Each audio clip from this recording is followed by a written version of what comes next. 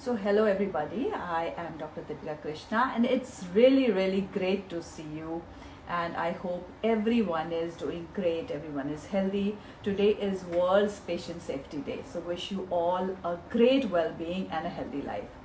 The day unites patients, family, caregivers, communities, health worker, and healthcare leaders to show their commitment to patient safety. The main objective is to celebrate this day to increase public awareness of patient safety. So, for that, today we have a very special guest with us, Dr. Lindsay Elmore. She is a scientist with tremendous knowledge in herbs, supplements, and food as medicine. She also teaches yoga and meditation and hosts retreat all over the world. So without further delay, let me quickly add Dr. Lindsay Elmore. Hello, I hello, Dr. requested to Lindsay. join and then my dog How started acting are up, you? and How are you? so I'm good. How are you? Hello from the other side of the world. I know. It's so amazing that we can connect even though we're so Yeah, far away. I know. A very good morning to you. Thank you very much. So, I mean, how is your day going till now? So far, so good. It's a So far, it's so a good. one of those beautiful days where the rain just kind of comes down in Oh, mists, wow. and so you can't even see that it's raining. But yeah, so been up, got the dog fed, the cat fed, all the Huh? things. Talked on the phone for a little bit to some friends, and yeah, things are going great. Thank you. That's wonderful. I can see you're totally relaxed and ready for the show.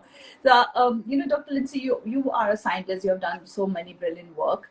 But one question I think we all females want, I won't say females, we all need an answer is weight loss. I think Mhm. everyone is, at some point we want more weight loss. We have some targets, people are continuously running behind, losing more weight. Mhm. So, maintaining a healthy weight is very important, right? The Right. first thing which comes to mind, when we talk about weight is calorie count. Mhm. So weight management is all about balancing the number of calories we consume, or, counting the calories. What do you tell to your patients, like, how it works and how should So one maintain the calorie count? So I personally am not a big calorie counter. I am more Mm-hmm. about being intentional with the way that you eat. And so a lot of the times it's not about what we eat, it's about how we eat it. And so Yeah. oftentimes we go place to place and we just eat on the run, or we eat in the car, or we eat while watching TV or while doing a Mm-hmm. million other things. There's no intentional moment where you say, this is the time that I eat. This is the moment that I am going to eat. And so Yeah. if we can take greater intentionality and Mm-hmm. greater honor about how we go about eating. So first and foremost, when it comes to eating, is you have to decide if you're truly hungry, which I think most people have lost their gauge about, am I truly hungry? Am I eating because it's a habit? Am I eating because it's time? Am I eating because I'm stressed out? Am I eating because it gives me Emotional comfort eating. when yeah, is it emotional eating? But that's not why we eat. We eat because we need nourishment and caloric intake to Mm-hmm. fuel our body. And so, first and foremost, is figure out, am I truly hungry on a scale of 1 to 10? And if you're truly hungry, like 10, you're like, I would eat as much raw broccoli as you put in front of me right Yeah. now, versus like being at that one where you're like, I am so stuffed. I don't even feel good. I don't feel like I want to eat. I don't. So if you're deciding, okay, I am truly hungry, great. The next thing is figure out what sounds the most delicious to you. Mm-hmm. Because we Mm-hmm. oftentimes think that food has power. over us. And Yeah. chocolate cake has no power, pizza has no power, French fries have no power, except the power that we give them. So if you can decide, okay, I'm truly hungry, and step two is to say, what is the most delicious thing that I can eat right now? Mm-hmm. You're not going to day after day after day decide that the most delicious thing that I could eat right now is chocolate cake or is pizza. It's this or that. It's not going to be that way every single day. And then Mm-hmm. the next thing is to sit down and eat. Sit down, not with the computer, not with your phone, not with stressful conversation, Yeah. not with loud music, but to sit down and actually eat the food. That's Mm-hmm. critically important. And then as you are eating, pay attention to it. How does this taste? How does it feel? How does it make you feel to be eating this food? And then eat slowly, chew your food, and then really take inventory even as you eat. Take inventory about, I am now approaching full, because the last thing that you want is to start out at like, okay, I feel like I am on a hunger level of about an 8. And then all of a sudden you eat yourself sick, which we've all Mm-hmm. done. We have all Yeah. eaten too much food. And it takes a while for all of the hormones that get secreted by your stomach to actually get into your brain and go, I'm full. So if you can stop and pause and recognize that how you eat is as important as what you eat, then we're starting to move in a more positive direction, because part of weight loss is healing your relationship with food. If you're Mm-hmm. carrying around many, many extra pounds, you have to look at why. And you have to look at, like, why does this weight exist? Now, I am not dogmatic. I completely understand that we are not all built to be the Yeah. same size. If you look at Ayurvedic medicine, one of the things I love about Ayurveda is it normalizes all the shapes of bodies. People can be very tall and very straight and very Mm-hmm. thin. People can be more Broad. muscular and a little bit Yeah. broader built, a little bit more substantial. Or if you get into that Kapha body type people carry more body weight throughout their lifetime. And it is Correct. normal, it is healthy, it is the way that the body is shaped. But if you're carrying around extra weight around the midsection Mm-hmm. and you are eating inflammatory foods, that's what we have to start looking at. I also and I've taken a lot of heat about it on social media. We need to pay attention to medications that make you gain weight. You know, Oh yeah. we do Oh yeah. not educate people enough. And people tell me, they're like, oh, you shouldn't tell people that these medicines are making you fat because people will stop taking medicines. And I'm like, no, Mm-hmm. no, it's critically important that people understand that this medication can cause 20 pounds, 30 pounds, 50 pounds of weight gain, and nobody is teaching patients this when they go on to the medications. So pay attention to, especially antipsychotic drugs, antidepressant drugs. It, it boggles my mind Thyroid and that PCOD.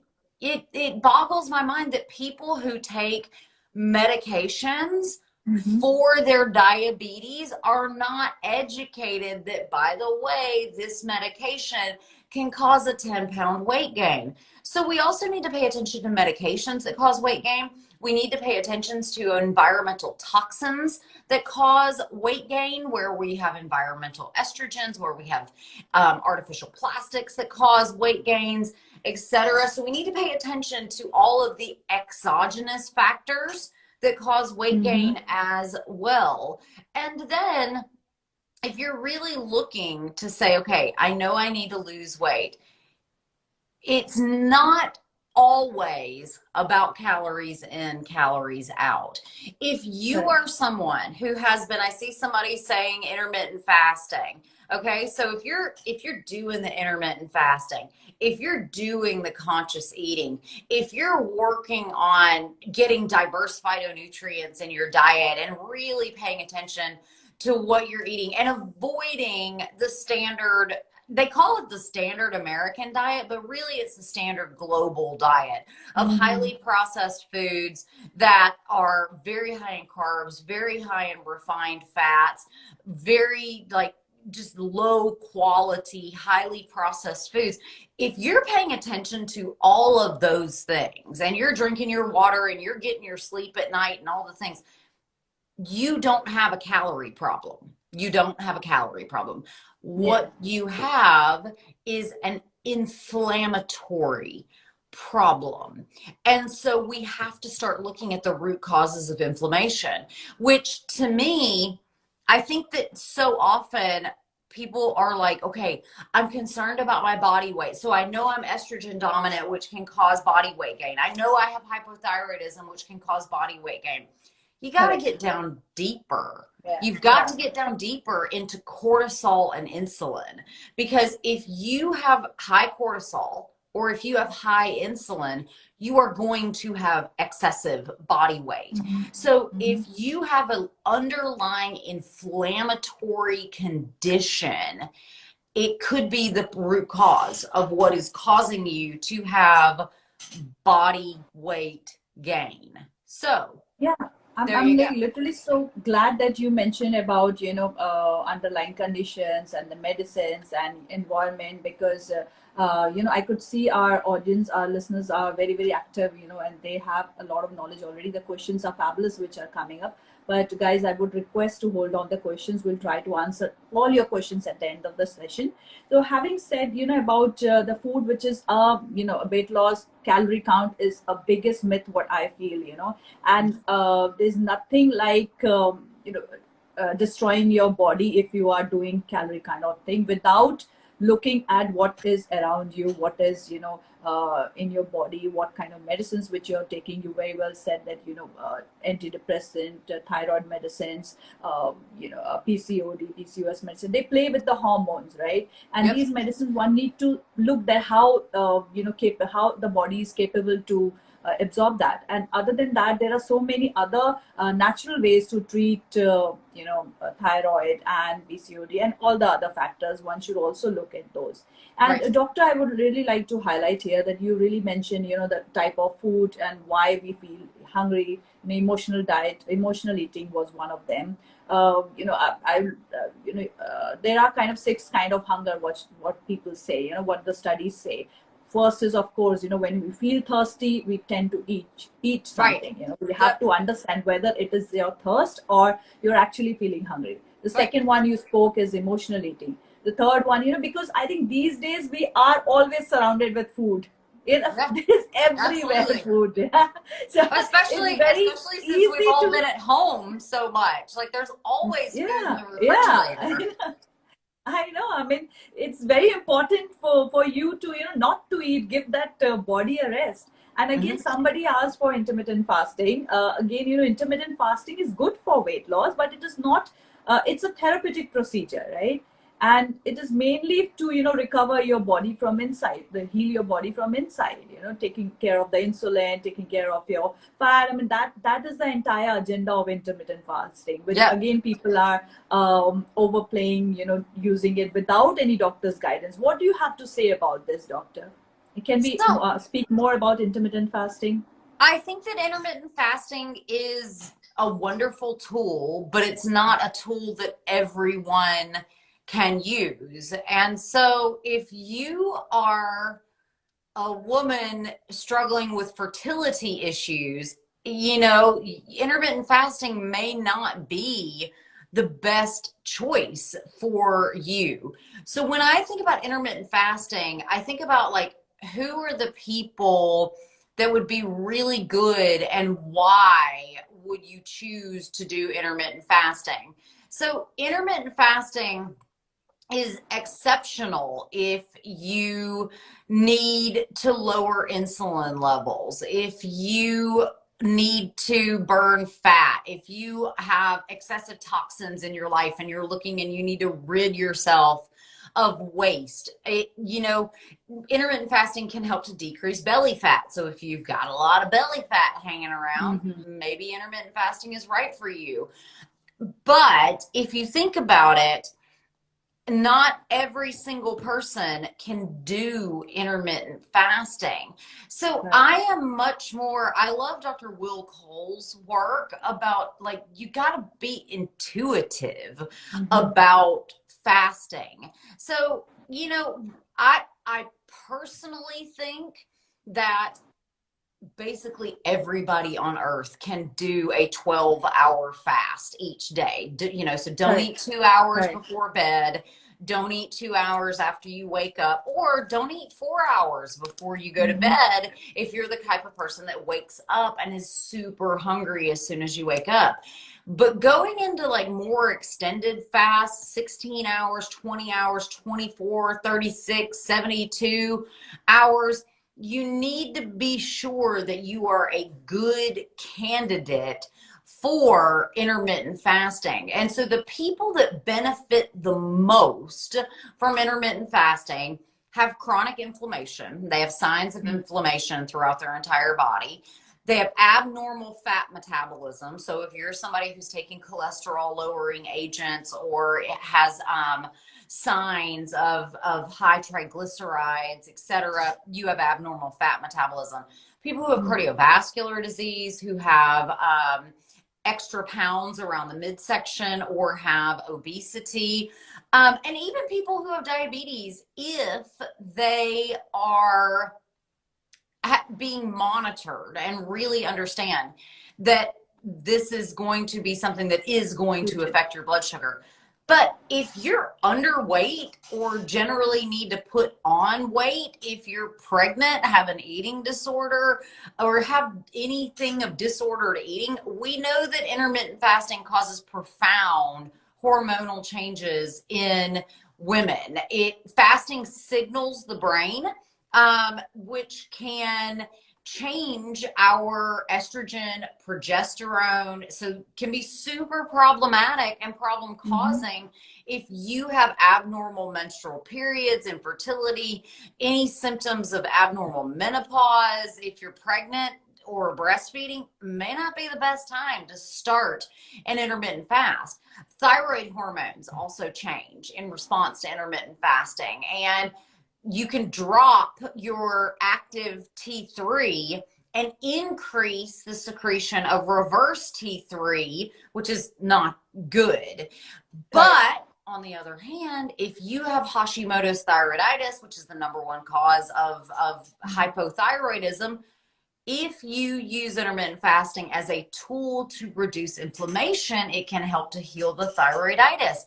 And so here's the thing. If you're going to do intermittent fasting, you have to use more caution as a woman. You have to monitor your menstrual period.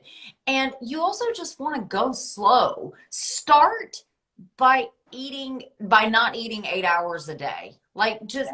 Start there. Can you sleep for 8 hours and not eat during that time period? And remember, if intermittent fasting stresses you out, doesn't matter. You've lost all of the reason that you're doing it in the first place. So I do have a post about intermittent fasting. I have several, and I have this one in particular that I just put into the comments that's about how to know if intermittent fasting is the right thing for you to do. So, intermittent fasting is a great tool. It is great for people who are getting older because we know that people who intermittent fast are less likely to have Alzheimer's disease, etc. But it's not perfect for everybody. Okay, right. And you very deeply you have made us understood that what are the reasons one should go get the intermittent fasting started. Particularly, it works around your waist area, which the main reason is that you don't want the visceral fat on the organs. So yes, it does help with the visceral fat, but then one should be very careful while doing intermittent fasting. Like you already mentioned, with hormonal imbalances, people who are at menopause, type 1 diabetes, and people who have some kind of GI issue, they should be very careful about doing. And apart from that, I think it's totally that take the recommendation of any good physician, take a recommendation of doctor, and then one should start doing it. And once you are in the flow, enjoy the advantages a lot. So, Mm-hmm. doctor, the two hormones, ghrelin and leptin, that are very closely associated with each other, and these two are responsible for feeling of satiety. Right. Could you please tell our viewers, because I'm sure everyone, and in fact, I also want to know that what if anyone wants to do intermittent fasting, how can they feel that satiety? Is there any kind of trick which one can apply in the beginning of the days when they start?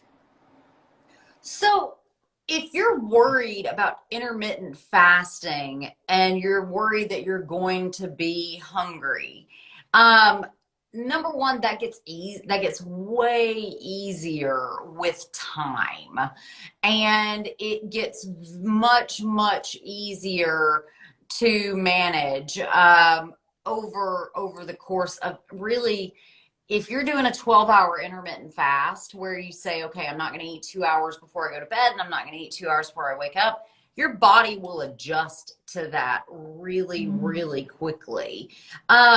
There are a lot of hormones that have the ability to tell you that you are full. So one of the things that is it's so easy to help you to feel fuller longer is to eat food that engages the stretch receptors and the density receptors in your Mm-hmm. stomach, because the stretch receptors and the density receptors in your stomach are actually what is helping to turn on and to balance leptin and ghrelin.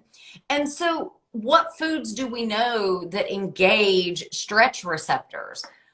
Fresh vegetables, fruits. They take up so much space in our Mm-hmm. stomach compared to the number of calories. So think about, what does 80 calories of kale look like versus what does 80 calories of beef or cheese look like? 80 calories of cheese is like this versus Yeah. broccoli is going to be like this. So it's simply going to take up more space in your stomach. And so another thing that's going to help with satiety is eat what you want to eat. Eat what sounds delicious to you. If the idea of drinking kale juice makes you want to vomit, don't drink kale juice, because guess what? In an hour, the French fries are going to start calling your name. So the point of intermittent fasting, as well as many elimination diets. A lot of people go on elimination diets to help with inflammation. So if you're cutting out gluten and sugar and alcohol and all of the inflammatory foods, allow yourself some grace to be able to eat what you want that still is going to help you to stay healthy and well. So eating foods that engage your density receptors and your stretch receptors, really truly zeroing in on, what do I really want to eat right now? What's going to make me feel amazing? That's going to Mm-hmm. help with satiety. Also, drinking water. Just drink a lot of water. It's going to help to flush Yeah. out toxins. And as you mentioned, very often we think of hunger and it's not hunger at all, it's thirst. And we will eat in order to in order to get the water. And so you really want to pay attention. And so detoxification, detox drinks, are they good for weight loss? Depends. Yeah. That's my answer to everything. It depends. you know, um, if you're already like in your house saying like we avoid all plastics, we have air purifiers, we know we don't have mold, we've got devices that help to reduce EMF exposure, all of this. No, a detox diet is not going to help. It's like you're already doing all the things. And detox drinks, it's like, okay, how is it detoxing you? Because I'll tell you, the most powerful detox drink that you can drink is water. Yeah. It is water. And so it depends. It depends on how toxic your body is at baseline, that is going to determine whether or not detox drinks are going to be effective for you.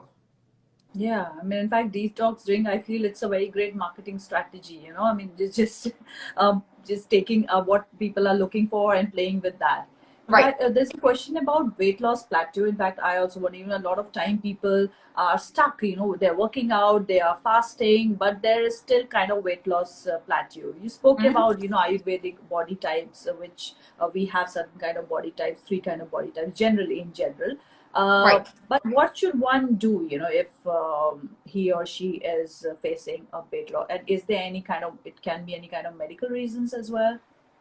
There certainly can be medical reasons that people face weight loss plateaus and weight loss problems. Hmm.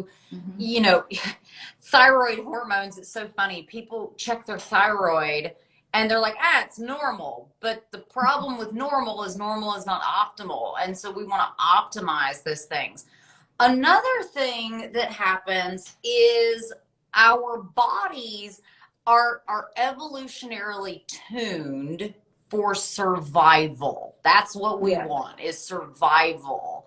And so we adapt very quickly to the exercise that we've been doing. So, for the first 3-4 months, maybe walking on a treadmill was what you needed to lose weight. But can you find more diversity in the way that you exercise? Another thing is, there are some foods that are good, they're healthy foods, but if they're inflammatory for you, then it doesn't matter. So, Mm. if you still are like craving pasta, even though the next day you wake up with that bloated sensation around your belly, cut it out. Cut it out.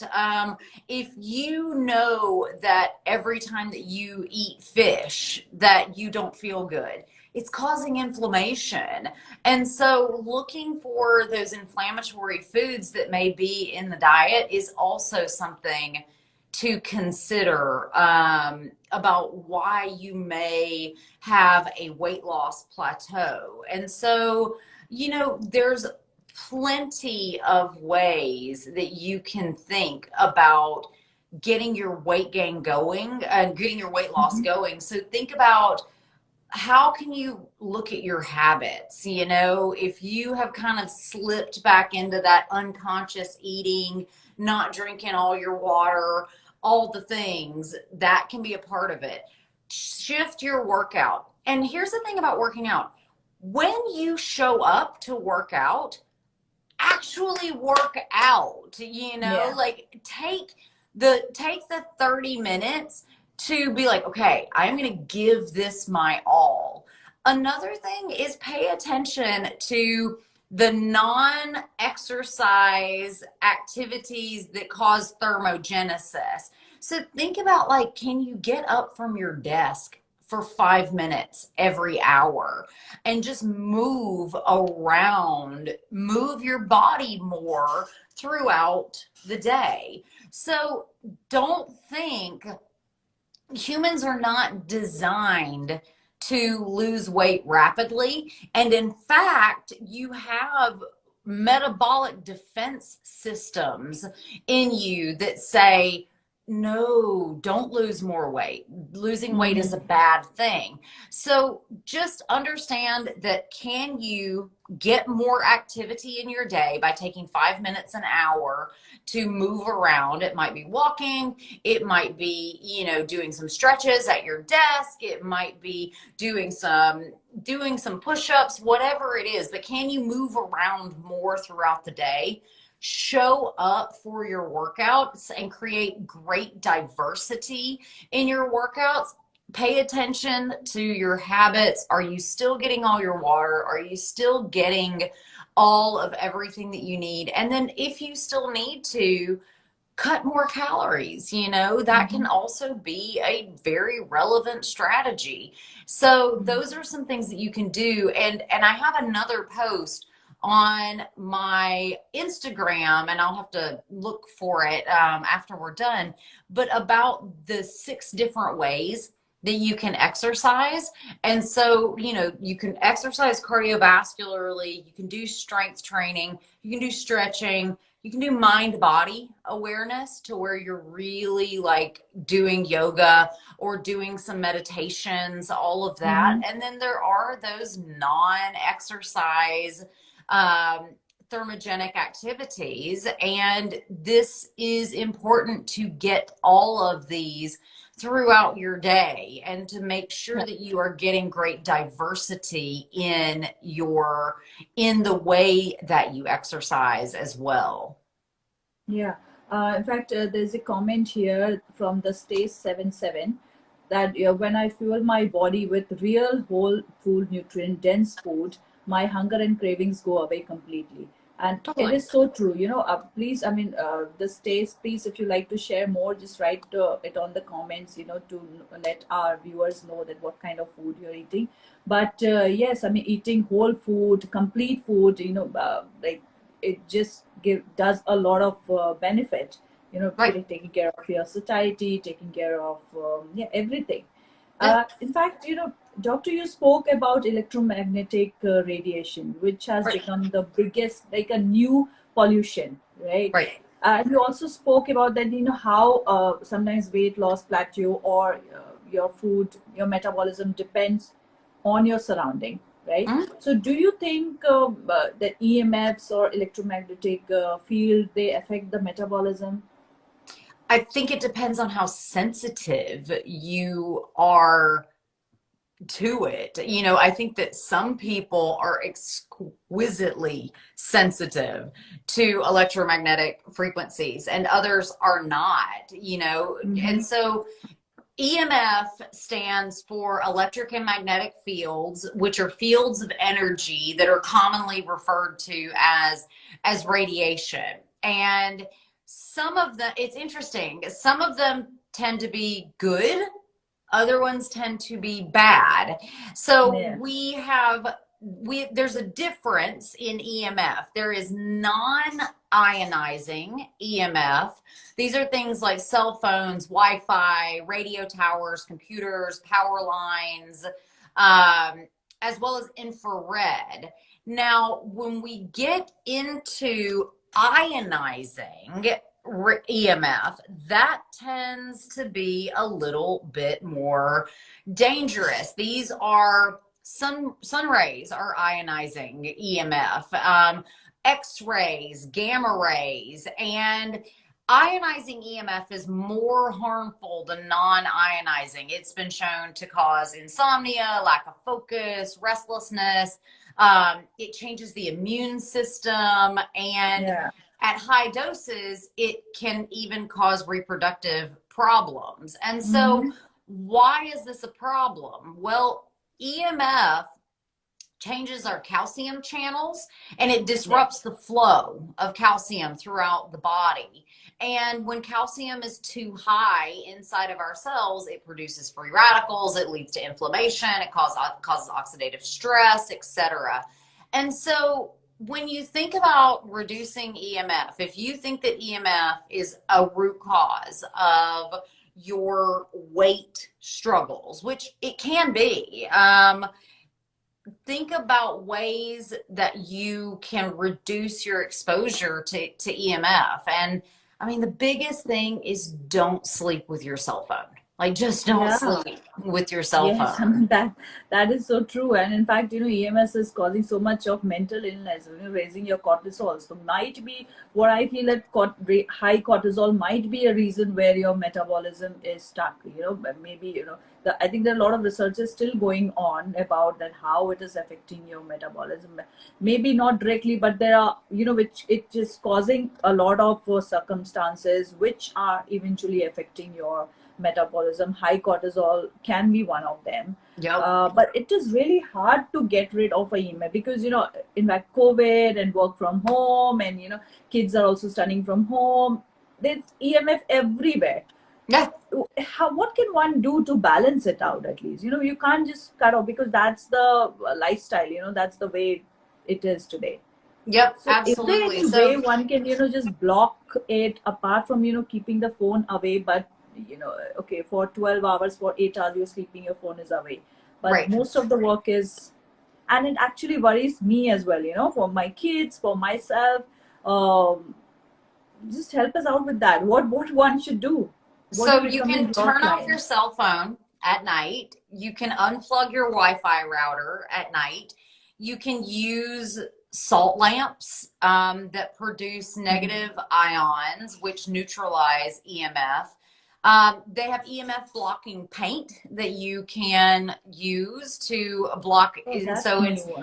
it's expensive, but you can, paint your walls in your Uh-huh. bedroom to reduce EMF. And then also have a plant in every room of your home, because as plants purify the air, they also take with them EMF. And so Mhm. just don't place a Wi-Fi router in your bedroom. And if you live somewhere where there is a cell phone, where you've got a tower very close, you can also Yeah. consider a sleep canopy, which is going to block EMF from coming into the room. And then also eat phytonutrient dense foods. So eating very colorful foods that are rich in antioxidants can help to neutralize the free radicals Pre-radiation. Yeah. that are produced by EMF. And so, Mm. it sounds really simple, but it's very easy to reduce your exposures to EMF. That's true. I mean, yeah, I mean, one have to work towards it. There are a lot of ways. In fact, the paint thing was very new for me. I did not know that they have a paint now to, block the EMS, which is really interesting. I'm going to explore on that. Yeah. So, I did, uh, again, I was speaking about, metabolism, good oil. Uh, Omega 3 is one of, the very, very important source one should have every time. And Right. it's very frustrating to get the right kind of omega 3, because in market and the nutraceutical market is such, everyone is just coming on top of other. The right source of a good omega 3 oil, also. What I is the mean, good I source? think that there are so many good sources of omega 3s. And so you certainly can think of your fish. Now, oftentimes it's herring, mackerel, sardines, Yeah. anchovies, food, fishes that people don't really want to Tuna, eat. some, yeah. But if you look at like even things like rainbow trout and halibut and tuna can all have great omega 3s. But on the other hand, we also need to think about the amount of mercury and the amount of Mm, toxins that you're going to be mm, getting, because the problem with eating meat, one of the problems with eating meat is that toxins accumulate up the food chain. So if yeah. you're eating a fish that eats at the same level in the food chain as humans, which swordfish do, which tuna do, so all of the carnivorous fish, they're going to be eating a ton of toxins that have accumulated up the food chain. And then when you eat them, you're going to eat all of those toxins. And then if you are breastfeeding, then you're going to pass all of those toxins along. And so I think that it is important to understand that not all omega-3s are created equally, and it's very complex to understand like what happens with omega-3s. But omega-3s, you can eat them at a place in the enzyme chain where they I've lost your voice, Dr. Lindsay. Yeah, now you're Hey, can you hear audible. me now? Okay, Yes, sorry, I I can had hear a you. phone call come in. So, we really want to be eating at the level of the enzymatic process where it's easiest for our body to use the benefits. So, we Mm-hmm. want to be really focusing on EPA, on DHA, and really, so that's going to be cold water fishes. It's going to be wild game. It's going to be enriched eggs. But I also think we need to mention algae is an excellent source of a vegan DHA. You can eat other vegan vegetarian sources of omega-3s like flax seeds and walnuts and soy and hemp seeds, etc. But they Mm-hmm. have to go through more enzymatic transformation before we can get the real benefits of them. Yeah. Also, when it comes to omega-3s, the strategy and the marketing is all about like you must have massive amounts of omega-3s. Forget that. Stop eating so Mm-hmm. many omega 6s. Stop eating animal fat and dairy and really inflammatory shellfish because not all omega 6s are harmful. We also have omega 6s that can drive towards anti inflammatory eicosanoids. But if you're constantly cramming your body full of animal fat, dairy, and shellfish, doesn't matter how good your EPA and DHA supplement is, you are Yeah. going to be creating inflammation. Yeah. So is it good to have omega 3 supplement? I mean, if one needs to brush up, push up their omegas in their body, is it good to have a supplement because the supplement is more refined and there's less of mercury, or is it good to have, like, one should have a good fish? What is recommended? It, here's the thing. You can out eat any supplement known to man. So if you Mm-hmm. want to take an omega-3 supplement, great, go for it. If you want to take a B12 supplement, go for it. But if you're not also focusing on the food that you take in, it Yeah. is going to make the supplement not work as well. Yeah. That It's is so true. just, you can out eat any supplement. Mm-hmm. Yeah. So, it's lovely talking to you, Dr. Lindsay. In fact, now we can take some questions. But before we take the questions, rounding off today's session, the conclusion which we came was like eating a good diet, inclusive of more amount of healthy calorie. Considering more broccoli, more over a piece of non-veg or meat or something. And fasting is good, but you should be doing it in under the recommendation or under supervision of a physician. And we talked about weight loss plateau as well, that how it is not only the metabolism, it is what is surrounding you and around you. You have to look for the things. And yeah, I mean, it was an interesting talk, and a couple of more. I'll be putting everything on our conversation at the IGTV. The pointers would be there. So let's take some questions. Guys, please free to write down your questions. I'm taking us go from the top and start taking one by one. There was one about does intermittent fasting really help in weight loss? Do you want to answer this? It can. It Mm-hmm. depends. That's my answer for everything. It depends. You know, uh, can intermittent fasting help with weight loss? Yes, absolutely. Mm-hmm. Yeah. but yes, there are more to it. I mean, apart from weight loss, and what it Right. should be done under recommendation. Sorry, under supervision. Okay, the second question is really interesting. Please share your blusher. Oh my goodness. I use a ton of different kinds of makeup from it's not clean makeup. I'm not even gonna lie. So I use MAC, I use Christian Dior, I use Charlotte Tilbury, use a lot of stuff. So Yeah, we all like to explore the makeup out there. Why not? yeah. Uh, yes. So, yeah, sulfur-rich vegetables. I don't know what context was this, but probably the question might be that sulfur-rich vegetables and good fats help in intermittent fasting. I think that's what. Okay.